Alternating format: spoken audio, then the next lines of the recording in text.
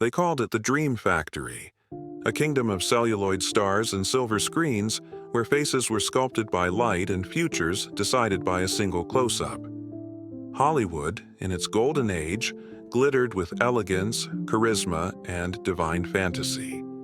The names, Monroe, Crawford, Bogart, Gardner, echo like a choir of gods, immortalized in fame, forever young and impossibly beautiful. But before the gowns, the marquees, the adoring fans, there were cold rooms, empty stomachs, hand-me-down clothes, and silence. Some of Hollywood's brightest stars were not born into luxury. They were carved from grit. They came from shanty towns and backwater farms, city slums and broken homes. They scrubbed floors, slept in orphanages, lived on hope and a handful of coins. They didn't just act, they survived. And it was the hunger in their eyes, the wounds they carried, that gave them the raw power to mesmerize. This is the untold side of Golden Age Hollywood, a world where dreams were not always glamorous, and where poverty wasn't just a prelude, it was a ghost that haunted every role, every applause, every diamond-strewn party. Today, we step into the shadows behind the spotlight. These are the stories of those who had nothing and left behind everything. Story 1. Marilyn Monroe, the orphan who became a goddess. Before she was Marilyn, she was Norma Jean, not the sultry siren with platinum curls and a laugh like champagne bubbles, but a child with tangled hair, shuffling between foster homes, clutching a single suitcase and a notebook filled with dreams. Born in 1926 in Los Angeles to a mother who struggled with mental illness and a father she would never know, Norma Jean Mortensen came into the world with nothing. Not even her own name spoken with certainty. Her earliest memories were not of bedtime stories or birthday parties. They were of locked doors, whispered voices, and the quiet sobbing of her mother, Gladys, whose mind unraveled like a fraying reel of film. When Gladys was institutionalized, little Norma Jean became a ward of the state, just another child lost in the shuffle of California's Depression-era foster system. There were nights she cried herself to sleep in unfamiliar beds, days when she stared at the world through bus windows, her small hand pressed against the glass, wondering if anyone would ever truly love her. Abuse, both spoken and unspoken, crept through those years like fog, leaving her with scars too deep for the camera to catch. She found momentary refuge at the Los Angeles Orphans' Home, where she scrubbed floors and earned meals with obedience. But dreams flickered in her heart like candlelight, fragile yet persistent. She watched movies not for escapism, but for clues. How to smile, how to stand, how to become someone people wouldn't throw away. At 16, marriage became her ticket out. She wed a neighbor's son, more a safety net than a romance. But destiny was waiting not in domesticity, but in a munitions factory, where a photographer scouting for wartime morale posters spotted something radiant in Norma Jean's face. She posed with her lips parted just so, her eyes wide, vulnerable, electric. That photo was the beginning. She bleached her hair, adopted a new name, and slipped into the skin of a persona that would soon belong to the world. Marilyn Monroe was born, not in a hospital, but in the quiet desperation of poverty, forged by abandonment, loss, and a desire to be seen. Fame came in waves, modeling contracts, bit parts, then Niagara, Gentlemen Prefer Blondes, The 7-Year Itch. The girl who once begged for affection now belonged to millions.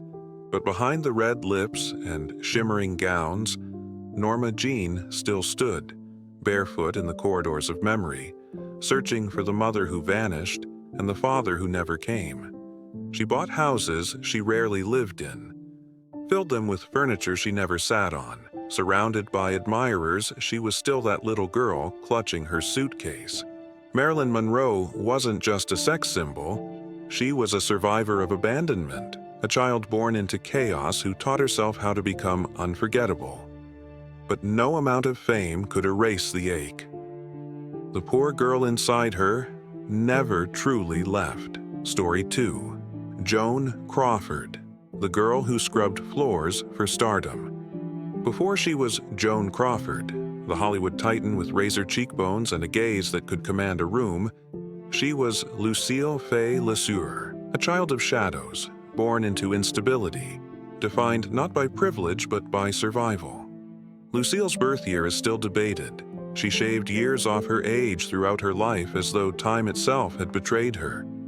But what's certain is that she was born in Texas to a father who vanished early, leaving behind only debts and silence. Her mother remarried, but her stepfather's presence brought no peace. He drank heavily, and Lucille bore witness to tension that simmered, then exploded behind closed doors. By the time she was 10, her family had relocated to Oklahoma and then Kansas City, Missouri, moving not for opportunity, but to outrun scarcity. Her childhood was spent in back rooms of boarding houses, in threadbare dresses, polishing the boots of schoolgirls who could afford tuition while she cleaned the classrooms they learned in. She was not a girl of giggles and lace. She was a worker. Every step she took was toward escape. She waited tables, did laundry, and scrubbed floors. When other girls dreamed of courtship and dances, Lucille dreamt of becoming someone people would beg to photograph. Dancing became her escape route. She studied it with precision, throwing her aching body into motion with the urgency of someone trying to outpace the past. She entered contests, performed in clubs, and eventually landed in a chorus line. Her raw magnetism couldn't be ignored for long. Hollywood didn't open its arms. It cracked the door, and Lucille barged through. She signed a contract with MGM, but studio executives decided her name was too crude. A contest was held for a new one. Joan Crawford won. From that moment on, Lucille was gone. Crawford reinvented herself with brutal discipline. She would not merely act, she would ascend. She worked herself to the bone, studied elocution, modeled, learned how to walk like royalty. Off camera, she was paranoid, meticulous, obsessed with cleanliness and control.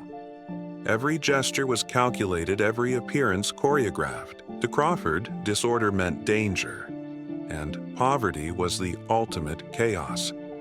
She became the personification of American ambition. In Grand Hotel, Mildred Pierce, and countless others, she embodied women who clawed their way out of nothing. Audiences saw glamour, but beneath the diamonds and furs was a girl still scrubbing floors in Kansas City. Terrified it could all be taken away. Behind her, success lay a fortress of fear, of aging, of irrelevance, of returning to that nameless, powerless child she once was. Her famous feud with Bette Davis, her icy relationships with her children, her obsession with control, none of it can be fully understood without remembering where she came from. Joan Crawford didn't simply escape poverty, she annihilated it. But in doing so, she built a life that often felt more performance than peace.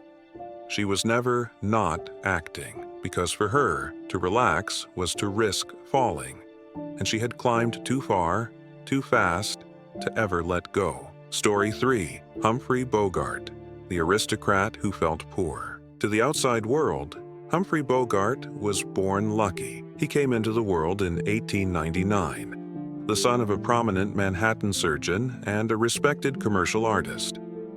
His childhood home boasted chandeliers, servants, and the kind of social status that often guarantees success. But inside that house, inside Bogart himself, was an emptiness as stark and gnawing as any tenement slum. His mother, Maud Humphrey, was elegant, accomplished, and cold as marble.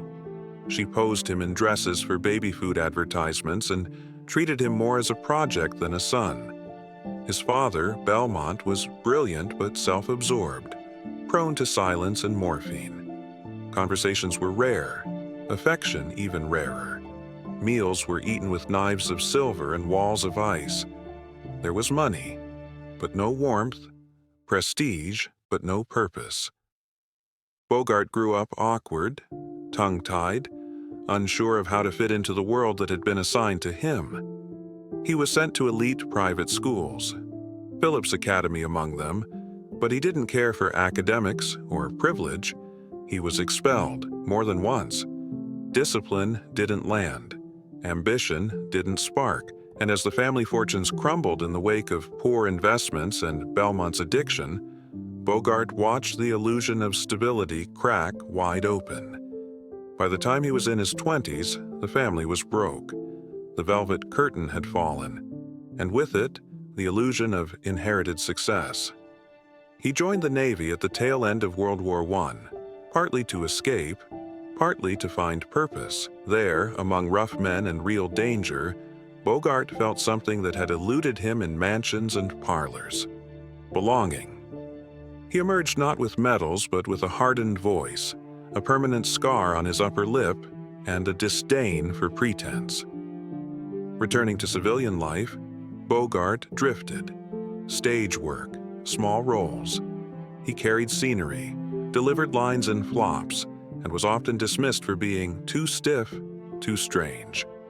Yet there was something in his eyes, some weary truth that wouldn't let him fade. It wasn't until his 40s, well past the prime most actors were allotted, that he broke through. The Maltese Falcon, Casablanca, To Have and Have Not. Audiences didn't just watch Bogart, they leaned into him. Here was a man who looked like he had lived, lost, and survived. Bogart never spoke much about his family. He didn't need to. The poverty he carried wasn't in his wallet. It was in his sense of self. He had learned young that wealth didn't equal love and status didn't grant safety, so he built his life around honesty, at least the kind Hollywood allowed. He drank, he brooded, he loved fiercely, he hated phonies. He married 4 times before finding real companionship with Lauren Bacall, and when he died in 1957, just 57 years old, the world lost a man who had given it its most authentic leading man, one who proved that pain, no matter how neatly it's dressed, always leaves a trace. Humphrey Bogart came from money, but he lived like a man who had fought for every inch of ground, because inside he had. Story 4. Ava Gardner, the tobacco girl who whispered to the stars.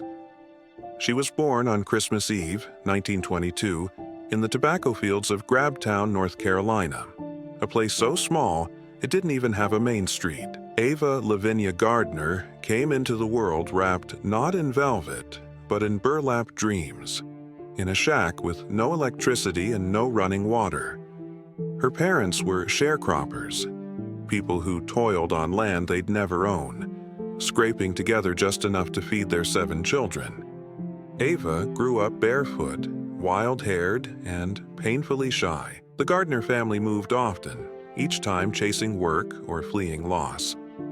Her father, Jonas, died when she was still a child, and with him went what little stability they had. Her mother, Molly, took a job as a cook in a dormitory for teachers, and Ava became known as the quiet beauty who carried herself like someone always listening. Poverty wasn't just a condition. It was a silence that surrounded everything. Conversations were hushed, ambitions suppressed. Ava learned early how to keep secrets, how to smile through hunger, how to exist without being seen. She didn't dream of Hollywood. She dreamed of escape. Her break came not from acting classes or ambition, but from a photo. Her brother-in-law, a photographer in New York, displayed her portrait in his studio window. It stopped a talent scout in his tracks. Soon, Ava was on a train to California, barely 18, with no acting experience, a thick Southern accent, and a suitcase filled with borrowed clothes. When she arrived at MGM, studio executives marveled at her beauty but winced at her voice. She was dubbed in her early films, forced into elocution classes, and treated like a porcelain doll with no agency. But Ava was no doll. Beneath her soft features was steel. She had survived too much to be molded. Her rise was slow at first, bit parts, eye candy, but when the right roles came, the killer's showboat Mogambo. She didn't just act, she smoldered. She moved with the magnetism of someone who had nothing to prove and everything to lose. Off camera, Ava remained raw and real. She drank, cursed, loved freely. She married Mickey Rooney, Artie Shaw, and famously Frank Sinatra. But she never belonged to anyone. She was still the girl from Grabtown who trusted few and confided in fewer. Her relationships were passionate, often chaotic, and marked by the same hunger that had chased her from the fields. She never forgot her roots. In interviews, she spoke plainly about her dirt-poor upbringing and the sting of being seen only for her face. When she could, she helped her family, sending money home and visiting North Carolina in defiance of her Hollywood image. As she aged, she didn't chase the spotlight. It dimmed naturally. She moved to London, then to Spain, living in quiet, sometimes lonely exile, smoking cigarettes on balconies, staring at the sea like it held answers. Ava Gardner died in 1990 at 67. Her ashes were returned to the red clay of North Carolina, not to the hills of fame, but to the earth from which she rose. She had once said, "I made it as a star because I was the kind of girl who could be alone and not mind it, but even stars need someone to hold their light." Story 5. John Garfield, the street kid who never forgot the gutter. Before he was the brooding, blue-collar rebel who electrified the screen in Body and Soul or The Postman Always Rings Twice, John Garfield was just Jules Garfinkel, a scrappy, fatherless kid from the Lower East Side of Manhattan. Born in 1913 to Russian Jewish immigrants, Jules grew up in a cold-water tenement where cockroaches and hunger came with the rent. His father, a gentle but overwhelmed garment worker, couldn't keep the family together. When Jules was 7, his mother died, and the boy's world splintered into fragments. His father, unable to cope, sent him to live with relatives in the Bronx. The move didn't heal, it hardened. Garfield was short, wiry, and full of fury. He stuttered when nervous and fought constantly. He wasn't a juvenile delinquent, but he circled that world. The streets became his classroom. He joined gangs, not for crime, but for belonging.